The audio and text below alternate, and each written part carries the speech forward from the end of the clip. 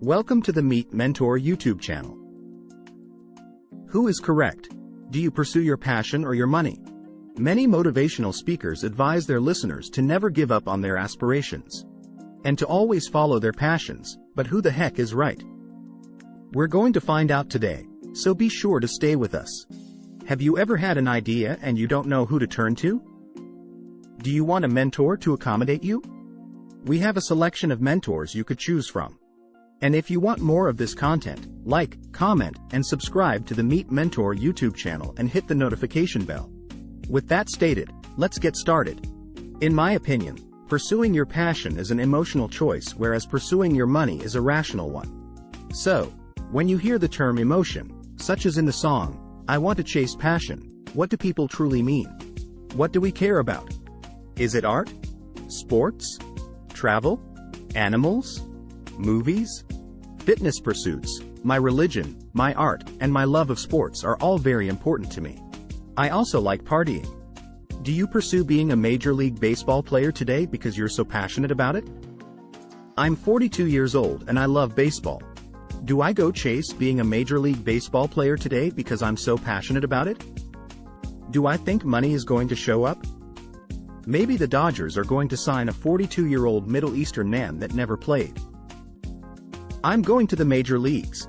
He's going to buy my baseball card from Upper Deck or Prism, and all this other cool stuff. But is that really something I'm capable of accomplishing? Ray Dalio once said, "You can almost do anything, but not everything." The sooner you realize this, the sooner you can stop wasting time trying to achieve things that you might not be able to monetize right or be great at. Are you putting off your passion for the sake of practicality? If yes, kindly like this video. If you think about it, this is a little bit dull, therefore you need to be able to understand how to argue with others. This is boring but necessary, exciting, but doesn't always produce results, so I want you to consider it from this perspective. Accountability. Who doesn't want to wake up in the morning being held accountable to investors, a boss, a client, or other stakeholders? Analytical work. Strategy. Numbers. Sequencing of facts. Wow, that's sexy. Think about the largest choices you're going to have to make in your life. If you responded, yes, should your decision be based on passion and emotion or logic, not necessarily money but logic, say. Let's say marriage is one of the biggest decisions you'll ever have to make in your life. So let's consider if it should be 100% emotionally charged. When I get home, you tell me, "Hey mom and dad, guess what? I just met this girl and I love her like I've never felt this way before. I know nothing about her past. I know her parents. She's been a mess. I think she told me that her last 17 boyfriends never worked out. But I think I'm going to be the one because I'm crazy about her." What do you know about her past? Not much. Is she a crew? How about dating someone and telling your mother, "Hey, honey, I don't really like this guy. Why are you dating this man, Mom? I think he's ugly, baby. He's so loaded. He's got so much money." You're simply doing it based on reasoning. Does he make you feel butterflies when you're around him? Do you get excited over nothing? Are you attracted to him at all? There has to be a balance since you believe that's also the correct course of action. The question is whether the decision should be made with 60% emotion and 40% logic or with 60% less emotion and logic because, well, if you get married to someone then you have to make one of the other decisions, which is what career, what industry should I be a part of, where you live, should I live in California? I want to relocate since the law in my state is changing, and I'm not sure whether I should stay in New York or move. Everything from schooling to house ownership to friendships hinges on whether you make choices driven by emotion or reason. So, if you look at this image, a significant portion of the choices we make seem to depend on how young we are, from the day of our birth to, say, 80. The more youthful we are, the more passionate and emotional Pink is, and the more logical, right? The younger we are, the more we want to simply base our choices on passion and emotion. Are you emotional or logical? Or simultaneously? Kindly comment below. We don't always make the best decisions in life, and sometimes a guy who's lazier just because they're related to the mother of the business or the CEO of the business will get the promotion over you. which irritates you because you stayed up until 10 every night. This realization comes after many breakups, after realizing that we all pay taxes, and after realizing that you're not always going to be the one chosen for promotion. You start realizing that you can never compete with that kid and that schmuck gets the promotion over you simply because he has the last name Johnson while you do not. And you begin to say things like, "Listen man, this passion stuff. I'm sorry I work a lot harder than the other guy, what does he deserve it?" When you're between 30 and 40 years old, you start to see a little bit of this and you sit there thinking, maybe I should start making some reasonable choices as well. I'm not sitting here telling you this or advising you to do this. Rather, I'm urging you to strike a balance between the areas of your life where you use emotion and those where logic is used.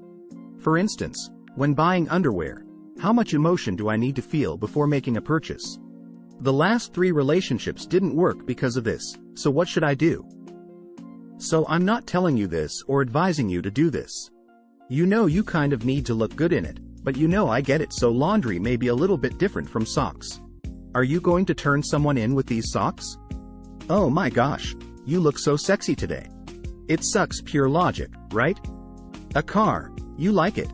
I kind of like it when I sat in it, the engine, maybe a little bit, but you need to kind of balance it. I like baseball cards, and I recently had a 1965 Shelby Cobra Kirkhiam delivered to me. It is an aluminum silver color, and I just drove it. I can't even begin to describe the sound it makes when I start the engine. It was ridiculous, but I work in the insurance industry, which is very logical in terms of compliance and actuaries underwriting. I recently returned 2 days ago, and amid the Delta, Cove, shutdown, and other chaos, we had over 10,000 people attend. Nicky Jam was performing, and we also had what was referred to as a Sebastian Maniscalco, who was very funny. People were sobbing, laughing and having fun because we learned how to blend a rational industry with emotions, since this is still based on emotions. Mario Lopez served as the event's MC. We were co-MCing. I'll tell you a few things, but instead of asking the issue of should I pursue my passion or should I pursue money, I'll offer you a different viewpoint, because if you can find a way to combine the two, you'll succeed at the greatest level. I like to pursue good habits. I want to pursue working with someone with whom I can sit in a boardroom and observe how they negotiate, resolve conflicts, and handle issues. I want to pursue being a part of an organization with a lofty goal that appears nearly impossible, where they face opposition and people who say you cannot accomplish it. What do you set to pursue in life? Time is running out. If you appreciate our content, subscribe to the Meet Mentor YouTube channel. And I'm in that room with those people, realizing that all of a sudden, oh my gosh, I can contribute to this area. Oh my gosh. Look how we overcame this. How do we overcame that one time when we nearly ran out of money? And, oh my gosh, I can bring value to this area. And then, when in the process of doing the impossible with a group, you learn how to become a better leader, on how to move people better, and you realize you may decide whether to stay with that company at that time, but you undoubtedly increased your market share and learned how to collaborate with other enthusiastic individuals who bring different things to the table. When you generate money, you can always finance your passion. I adore producing films. I plan to produce movies. I adore the arts, will purchase a ton of absurd artwork, and collect baseball cards. I have purchased many and want to purchase many more.